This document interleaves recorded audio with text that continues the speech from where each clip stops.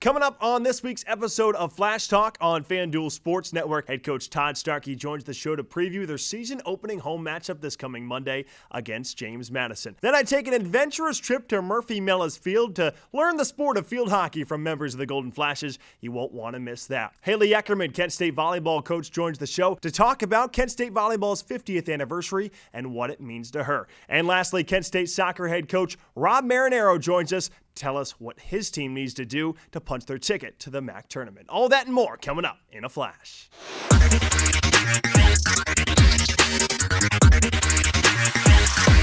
Welcome into Flash Talk here with Kent State women's basketball head coach Todd Starkey. Coach, appreciate you joining me. Just ahead of the home opener, playing James Madison on Monday night inside the MAC Center. You've had a couple of weeks of practice so far, a couple of scrimmages, but what have you seen in practice, and what can you identify as some of the strengths of your team this season? We've got some really good returning players. Obviously, Jenna Batch and Bridget Dunn stand out the most in that capacity. James Madison's really good. They got picked to win the Sun Belt for a reason. It's going to be a really tough home matchup, and I think it's going to be a significant test for us. We're battling a lot of preseason injuries, more so than kind of ever faced before, and so we're kind of retooling our roster a little bit, and the way we're playing might look a little bit different, and that type of thing. But we're excited to get things going. Like you said, we've had 2 scrimmages. We've learned a lot about ourselves, and it's time to tip it up now. It's not necessarily defending a MAC championship, it's in the pursuit of another. Can you tell us a little bit more about that? There's new coaches in the league, a lot of new players in the league, and this season presents its own set of opportunities and pitfalls, and we have to prepare for that and make this version of Kent State women's basketball the best we can with what we have. And so we're pursuing a championship 100%. What do you think is the biggest thing that you want to see out of your team in non-conference play and in the home opener? We've always been a really balanced program on both sides of the basketball. I think we have to continue to build out from the defensive side. I like our ability to score the basketball. We've got a lot of different options with that. But we've really continued to stay on track with the balanced approach to things. I like some of our new players and how they're starting to step up. So we'll kind of see how that continues to progress. But I think with every team, you're just ready to get to play somebody else officially and see what you have. And win or lose early in the non-conference, the biggest thing is to just really learn who you are and build from there. We've always talked about we want to be playing our best basketball in late February and March when the games matter most. And sometimes for coaches, you get impatient and you want to be playing really good basketball right now. I think our veterans are going to help us towards that end, but at the end of the day, I think I'm really focused on just like we did last year, really be focused at playing our best at the end. And going into this matchup with James Madison, tell us a little bit more about what your team has to do to try and get that season opening win. Yeah, I mean, I think they're a borderline top 25 team. I mean, I think they're really talented. They're very athletic. They're going to pose a lot of problems for us. And we're going to have to, not just respond to what they're doing, but we're going to have to do some things to impose our will at the same time. And, like we say, they have to play us as well. So we have to be up for that challenge. We're going to have to keep them off the offensive glass. We're going to have to really defend their driving lanes and that type of thing, and not let them play exactly the way they want to. You face a team that was in the Final Four last year, this year in NC State. What do those type of games do for your team in the non-conference to help you prepare for MAC play? Well, I mean, it's fun for our program, obviously. We've always prided ourselves on trying to recruit players that wanted those type of challenges. I think our players get excited for those games. Win or lose, I think you get the experience of playing in historic Reynolds Coliseum against a Final Four team, or playing at LSU and Coach Mulkey and Angel Reese and that type of thing. That's our players get the opportunity to do that. Those are the things they'll talk about for years. And, we're having those, remember when this happened, those are the conversations that typically come up. So it's great for our program to be able to play on the national stage like that. A lot of times on national television. It's great for Kent State University to be in those games. I heard you went to the red carpet a couple weeks ago, spending some time with your son, Drew. Can you tell us a little bit more about that experience? He called me up and asked me if I wanted to come to the premiere for season 4. And of course I said, yeah, let's do it. It was great. I've known the cast of Outer Banks for 5 or 6 years now because they've been doing this for a while now. And so it was a little bit of like a reunion just to see some of his castmates who are all really good friends. Mm-hmm. It was great for me to see that. And then to just see him in that spotlight like that was kind of a crazy thing. Like he's my son and everybody's freaking out over seeing him. The second part of season 4 comes out November the 7th. We're doing an Outer Banks night here at Kent State for our home game against Walsh. And I think we're giving out surfboard keychains, and there'll be some other Outer Banks themed things. And the Golden Flashes take on James Madison and Walsh at home. That's Kent State women's basketball head coach Todd Starkey. Coach, we always appreciate the time. Absolutely. Go Flashes.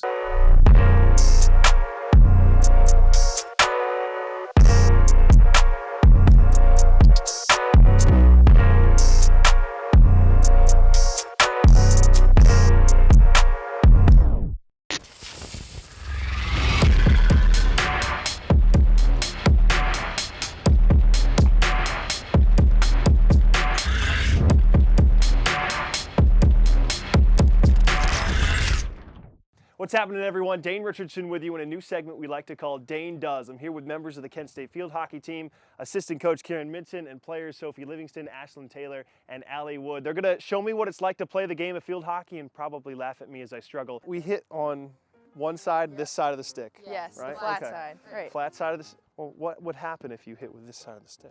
It's a foul. Yeah, it's a foul. It also would probably pop up a little bit. Try your ball carrying position. How do you think? How do you think? Just try. First of all, you're left-handed, so you have to hold your right hand on the bottom of the stick. Yep. Left hand at the top. Uh-huh. Yeah. And then just put your stick on the ball. Kind of like, okay, this is kind of Yeah. weird, but like kind of like you're squatting to like go to the bathroom. Like your arms out, a little bent to it. Oh yeah, there you go. Now we're ready to dribble the ball a little bit. Wait, but if I can't use this side of the Right. stick? Oh. So you have to turn it over. Oh, no. So the hand that's in control is your top hand, and this hand kind of like guides it. Basically, this hand, your right hand, stays in the same spot the whole time. So just try that without the ball real quick. So you're twisting your wrist over like this. You just have to twist your top hand. With your left, just try like just twisting it. Yeah, there you go. Now add your other hand and keep this one still. Yeah, there you And go. then twist, yeah. So go over the ball. Okay. So over the ball, over the ball. Yeah, there you go. And you want to keep your feet moving too. Oh, wait, we used the wrong side of the stick. That's a foul. To receive it, hands outside your body and you're pushing both arms out. And then when you're passing, you're gonna step through and just hit. They make it look very easy. That's all right. That's okay. Do I just sweep the stick at it? You can. Yeah, you can. Or you could start with your stick on the ball if you want. That's an easier pass. It's called a push pass. Good. Okay, now receive this one. That's a foul because it hit my foot. Yeah, stick on the ground. Also, you want to kind of angle your stick a little forward so it doesn't like pop up. Oh, Yeah. Next, I think we're going to move to penalty corners. I love calling goals on penalty corners, but I think we're going to struggle with it. So let's move to that. Oh, Yeah. Next one. Oh, where is he running? they're trying to kill me. Oh, yeah. Oh, I mean, yeah. Yeah. Yeah. Boom. Feel free to dive, really. Use your speed. You did so good. That was good. Ava Usoth had one of the craziest goals. If you haven't seen it, go check it out. So I'm going to try and be her. Yeah, you're gonna be tired, dude. Let's do it. You ready? Here we go. Oh, yeah, you got it. Hit it first time. Here we go. Okay, okay. Just you want a bit of a backswing, right? Yeah. And stepping into it still with that left foot. Okay, okay. Do you want to start from maybe the hashes this time? These? Yeah. Because otherwise you're gonna be. Sure. I always thought I could be a first-team All-MAC player, but That's okay. You have the right going attitude. according to plan. Can I just give you one tip? I'll go Dane. a couple more times. And if I just fail- ignoring me. It's fine. I don't Dane. need to get this one in. Dane. Just as you're approaching it, Uh-huh. over here, just try and get your head over the top of the ball, right? And just watch the ball the whole time. And don't miss like that. Take that out of it right now. That's good. Stay over it. Yeah! Just like Ava. That definitely wouldn't have been saved. I thought that was Ava for a second. Allie's going to show me the tips and tricks of being an actual effective field hockey goalkeeper. I'm going to do great. I'm actually petrified. Oh, I mean, that's not that bad. That's a little more ice hockey, but that's okay. So when we get in our ready stance, we want to have our hands up, and then we're going to have a slight bend in our knees, pointed, not out, because wherever this is pointed is the direction the ball is going to deflect off of your stick. Okay. Cool. All right. Have you ever gotten hit in the neck before? Yes, and it hurts a lot. Here we go. Just pass it back. Good. Say squared hips with me. Nice, good. Yeah, that's good. You got it. Be confident. Yeah, good. If you just kick it right back at them, they'll just shoot right at you again. I'll save it again. Yeah, well, you know, you don't want to give that chance. It's gonna come really fast. Okay. Good. You can maybe split for that, because we didn't do any dives. Can you do a split? No. Don't look at their eyes. They'll try to deceptive you with their eyes on where they're shooting. Use your instincts. Use your reflexes. You got it. Oh my God. I was close on that one. Get Not low. doing your Be best explosive. All right, goalie ready. Have your hands up. Now you're ready. Oh. That was I closer. looked into Good job, her eyes. Soph. That Didn't was a work. good one. Tweet. Kieran tried to meg you. Hey, we guessed a certain way. I appreciate you guys, and I think I learned a lot. I got a little bit better today. Yeah, for sure. Welcome back to our Flash Talk studios. Dane Richardson here with Kent State Volleyball head coach Haley Eckerman. Coach, we always appreciate the time. And I did want to ask, first off, it's your 50th anniversary. Every female sport is having that this season with Kent State Athletics. What does that mean to you, the 50th anniversary of Kent State Volleyball? Yeah, it's awesome just to be able to celebrate that and honor that, honor the sport that has given me so much. I think it's great. I don't know if our girls have fully been able to take advantage of the fact that volleyball has been here, and for it to be a Division I sport for 50 years is huge. We've seen the growth of the game really happen the last few years, and how much the publicity of volleyball, especially when we get into the NCAA tournament in just a few months, and how many views are on that. So specifically go into what the game has meant to you. I think it's awesome just to get to see volleyball on TV more. Usually it was just for the Final Four. My first couple of years, it was like maybe an ESPNU, maybe a 2 for the championship. And the fact that now the NCAA championship is on ABC on that Sunday for the finals, getting to watch the pro leagues that are now being shown on TV now, Athletes Unlimited getting some ESPN time even. And then these new leagues coming in, I think it's just huge, and it continues to just grow as a sport. And I think it being the #1 high school girls sport as well is awesome for just the sport alone to continue to grow. You guys have Akron for 2 games and then Ohio on Tuesday. What are you looking for out of your team in these 2 games this weekend against the school down the road? These last couple of weeks, we've done a really good job of getting better. I think Saturday was a little setback for us, but Friday against a tough Bowling Green, the way we played the first and the third set, I think continuing to build off that, the way we played against Ohio this past Tuesday, I think if we can continue to grow and put it together for 25 points straight, I think that we'll start to see some success. In what areas of the floor have you seen that improvement, whether it's blocking, the service line? Where have you guys improved the most from the beginning of the season until now? Our block touch has been huge, and our blocking just in general. One of the girls' goals is to, outbeat our opponents, and we've been doing that in the blocking aspect, which was great to see against a BG that had a 6'4" middle and a 6'4" setter, to see that we're out blocking them. And then obviously the Miami game and the Ball State game, those games continuing to get better at Ohio too. So continue to do that. And the better our block is, the better our defense is, the better we can get more touches, and more opportunity for us to be able to be offensively successful. So really just trying to get them to implement that into the game more. Who have you seen the biggest jump or the most growth from this season? Our pin blockers are key to the blocking setup. So they have to be in the right lineup spots.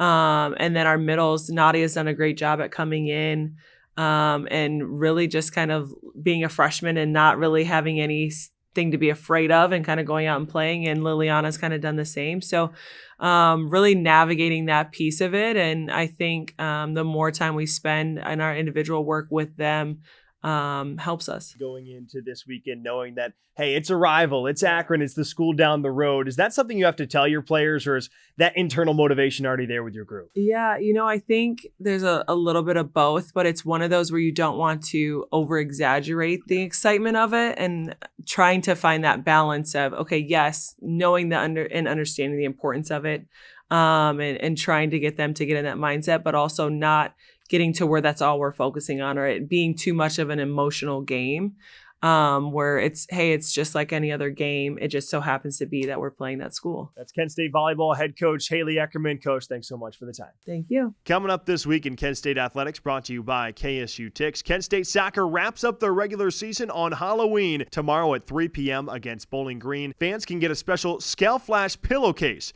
if you attend that one. Then on Friday, field hockey wraps up their regular season as they visit Miami on the road at 2 p.m., while women's volleyball hosts the school down the road at 6 p.m. You can get a gold replica jersey if you go to that one inside the MAC Center. On Saturday, cross country has the MAC Championships in Muncie, Indiana, and women's volleyball once again hosts Akron. You can get a gold 50-year anniversary Kent State volleyball t-shirt. On Sunday, only one team is in action for the Golden Flashes. That's Kent State Wrestling, as they have a meet at the University of Maryland against Maryland and Bucknell. On Monday, Kent State women's basketball opens up their MAC tournament title defense, hosting James Madison at 7 p.m. You can get a Kent State replica basketball jersey if you head to the MAC Center on Monday night. And Kent State men's basketball opens up their season at 8 p.m. in the MAC Sunbelt Challenge in the Cajun Dome at Louisiana. On Tuesday, Kent State volleyball is back inside the MAC Center hosting Ohio at 6 p.m. You can get a special Kent State pen holder. And finally, on Wednesday, Kent State field hockey is in round 1 of the MAC Championships in Oxford, Ohio, while Kent State football has Military Appreciation Night in Dick Stadium with kickoff at 7 p.m.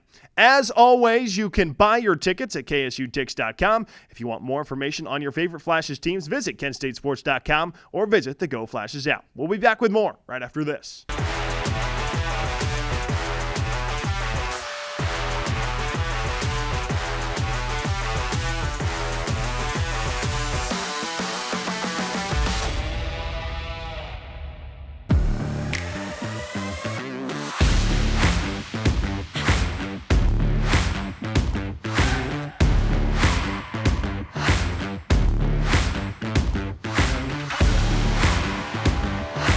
Welcome back to Flash Talk. Dane Richardson with Kent State soccer head coach Rob Marinaro. Coach, you're going into your final game of the regular season on Halloween at home against Bowling Green. Obviously, it's a very important one. There's a ton of parity in the MAC, and there really has been ever since you've been a head coach in the conference. Can you just describe how anyone can be anyone in this conference? Every time you look at the scoreboard, there's a surprise, right? And that's what the great thing is, but it's also the real difficult thing of, so much parity within the conference is, you're going into the last game not knowing whether you are going to make the playoffs. You need to win.